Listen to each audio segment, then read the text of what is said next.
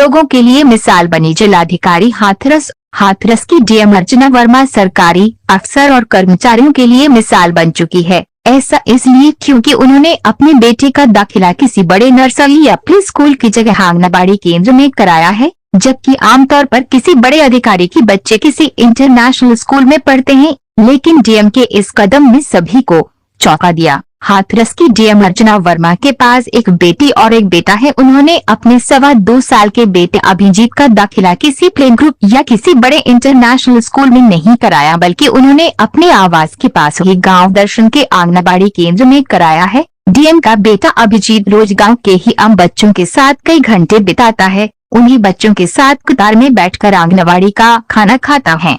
सभी बच्चों के साथ वो खेलता कूदता है। आंगनबाड़ी में सभी बच्चों के साथ एक समान व्यवहार होता है। डीएम के बेटे के दाखिले के बाद वहां बच्चों की संख्या बढ़ गई है। शुक्रवार की सुबह 11 बजे अभिजीत आते ही खेलने कूदने में मस्त हो जाता है। जैसे ही खाने का समय हुआ तो वहां हर बच्चे के लिए अलग से थाली लगाई गई। अभिजीत को उसकी आंगनबाड़ी कार्यकर्तियों ने खाना खिलाया। आंगनबाड़ियों में प्रकाशित जी का कहना है कि अभिजीत 3 महीने से रोज पढ़ने के लिए आता है, लेकिन कुछ दिन पहले ही पता चला कि वह हाथरस जिलाधिकारी का बेटा है। कभी कभी डीएम साहिबा की बेटी भी उनके साथ पढ़ने के लिए आती है। आप हमारे चैनल पर नए हैं तो लाइक करें, शेयर करें। सबसे पहले नई अपडेट देखने के लिए चैनल को सब्सक्राइब करें, बेल आइकन दबाना ना भूलें। धन्यवाद।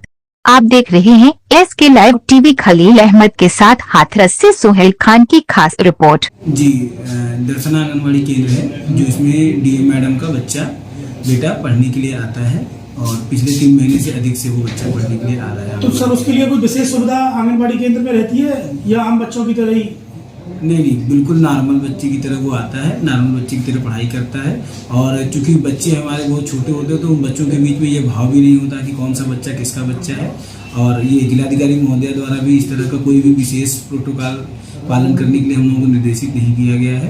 वो बच्चा सामान्य रूप से आता है, सामान्य रूप से बच्चों के साथ पढ़ता है। बच्चों के साथ खेल में जो गतिविधियां आंगनबाड़ी कार्यकर्ती के द्वारा कराई जाती हैं उन्हीं के माध्यम से सीखता है। वही खाना पीना जी, जैसे बच्चे हार्ड कुक का खाना सामान्य के बच्चे खाते हैं उसी तरह से वो भी खाता है और सामान्य तरीके से। जिले में कहीं किसी और आंगनबाड़ी केंद्र पर किसी और अधिकारी का बच्चा भी इस तरीके से पढ़ने जाता है कि नहीं? अभी मेरी जानकारी में ऐसा नहीं है, क्योंकि हमारे केंद्र पे 6 साल से बड़े बच्चे नहीं आ पाते हैं। तो चूंकि जिन अधिकारियों के 6 साल से छोटे बच्चे होंगे वही आ पाते हैं, तो अभी मेरी जानकारी में और किसी का बच्चा भी ऐसा नहीं है। क्या मोटिवेशन लोगों को मिल रहा है इससे सबसे अच्छा जो मोटिवेशन ये होता है कि चूंकि आंगनबाड़ी और सरकारी स्कूलों के प्रति लोगों के अंदर ये भाव होता है कि नहीं, यहाँ अच्छी सुविधाएं नहीं मिलती हैं, यहाँ अच्छी चीजें नहीं होती हैं, वो लोगों के अंदर से ये भाव निकलता है कि नहीं, जब बड़े बड़े अधिकारियों के बच्चे पढ़ रहे हैं तो हमारे बच्चे भी पढ़ सकते हैं। सरकारी स्कूलों और सरकारी आंगनबाड़ी केंद्रों में भी अच्छी व्यवस्था मिलती है, अच्छी ज्ञान दिया जाता है, अच्छी शिक्षा दी जाती है। तो ये और भी बच्चे और भी लोगों के लिए प्रेरणादायक होता है और हमारे लिए भी प्रेरणादायक होता है